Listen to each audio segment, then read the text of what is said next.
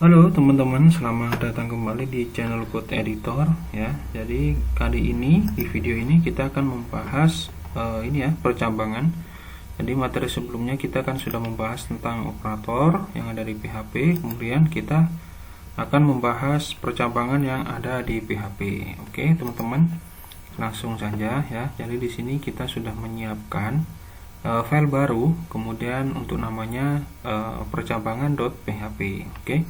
Kemudian di sini teman-teman ada dua jenis percabangan ya. Jadi yang pertama adalah if else dan yang kedua adalah switch case. Oke. Langsung saja teman-teman kita praktekkan ya biar teman-teman lebih paham. Misal di sini kita punya variabel nilai sama dengan 10 gitu ya. Jangan 0, 10 lah ya. Nah, misal kita membuat kondisinya ini seperti apa gitu ya.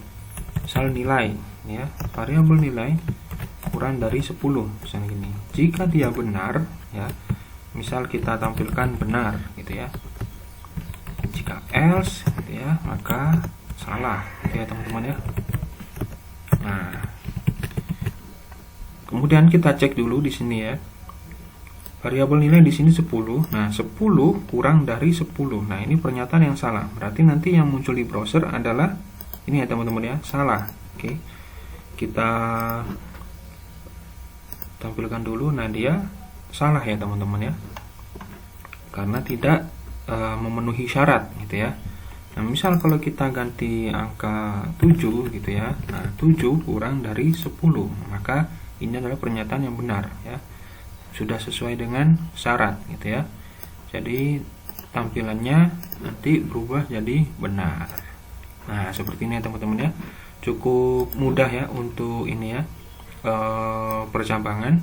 Nah, di sini ada beberapa contoh teman-teman ya. Jadi ini contoh yang pertama gitu ya. Contoh pertama seperti ini.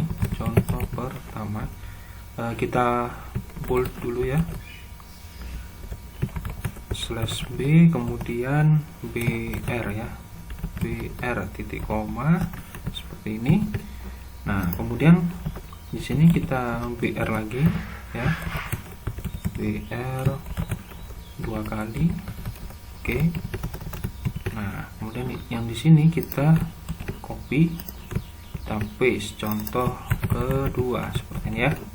Kalau kita tampilkan di browser, nah maka seperti ini. Contoh pertama, contoh kedua, biar teman-teman nggak bingung gitu ya. Oke, misal ada kasus gini, misal variabel nama ya. Misal nama di sini Santi gitu ya.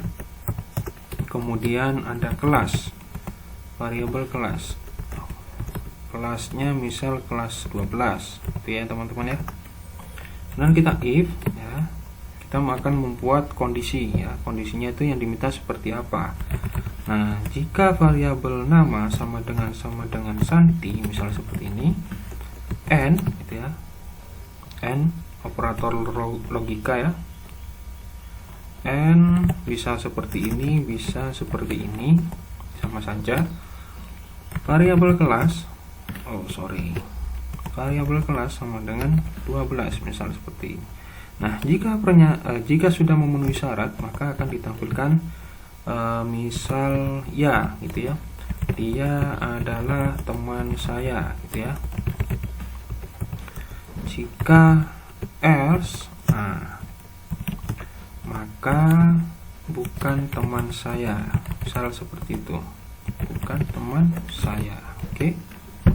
Oke, kita cek dulu teman-teman. Jadi Santi ya, di sini variabel nama Santi, kemudian kita cek variabel namanya di sini sama dengan Santi ya. Yang diminta adalah Santi untuk variabel nama atau namanya. Nah, kemudian n ya, yang diminta adalah kelas 12. Nah, maka di sini kelasnya sudah memenuhi syarat ya, kelas sama dengan kelas 12 ya. Nah, berarti dari sini ya, ini sudah true n. Nah, true ya. Sudah memenuhi syarat semua ya. Jadi masih ingat ya teman-teman ya, operator logika n ya. Jika true n true, maka dia true ya. Jadi yang ditampilkan di sini nanti ya dia adalah teman saya. Oke, kita balik ke browser, kita reload dulu. Nah, ya dia adalah teman saya. Nah, bagaimana kalau kita misal kita ganti 11 ya? Nah, jadi untuk variabel kelas ini kan tidak memenuhi syarat ya. Nah, yang awal ini untuk variabel nama Santi berarti sudah sesuai, lihat true, kemudian and variabel kelasnya yang diminta 12, sementara di sini kelas 11 ya. Berarti true and false, hasilnya false ya teman-teman ya. Berarti tidak memenuhi syarat gitu ya teman-teman ya. Kita download dulu sel. Nah, bukan teman saya. Oke teman-teman, agak bagaimana, sudah paham ya sampai contoh kedua ini. Nah, misal gini teman-teman, kasusnya gini, kita punya teman namanya Santi. Nah, si Santi ini ada yang kelas 12, ada yang kelas 11. Nah, ini bagaimana teman-teman ya. Jadi kita punya teman namanya Santi. Nah, kadang kan ada teman kita bertanya, kamu kenal sama yang namanya Santi? Oh iya Santi, tapi kelas berapa ya? Soalnya aku punya teman Santi ini namanya Santi ini ada yang kelas 11, ada yang kelas 12, misalnya seperti itu. Nah, bagaimana untuk membuat kondisinya teman-teman? Nah, berarti kita di sini ya tambahkan lagi operator logika OR ya, variabel kelas ya. Variabel kelas sama dengan 11 gitu ya teman-teman ya.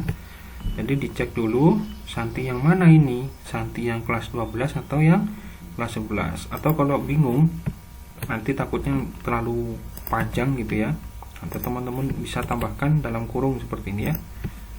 Nah, jadi ini hampir sama seperti matematika gitu ya teman-teman. Kalau yang di dalam kurung ini yang dikerjakan terlebih dahulu gitu ya. Jadi dia ngecek terlebih dahulu, oh kelasnya nih yang 12 atau kelas 11 gitu ya. Yang diminta di sini inputannya adalah kelas 12. Nah, berarti dia memenuhi syarat ya. True, ini ya kelas 12. Nah, di sini ada nih kelas 12. Nah, atau kelas 11 ya.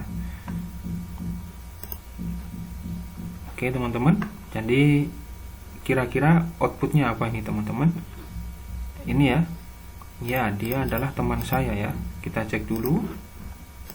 Nah, ya dia adalah teman saya seperti ini ya. Karena di sini memenuhi syarat ya, atau karena ada OR. Ya. Karena ada OR di sini. Oke, operator logika. Nah, apalagi teman-teman? Kayaknya mungkin sampai di sini untuk if else ini ya, percabangan if else. Saya rasa teman-teman sudah paham ya.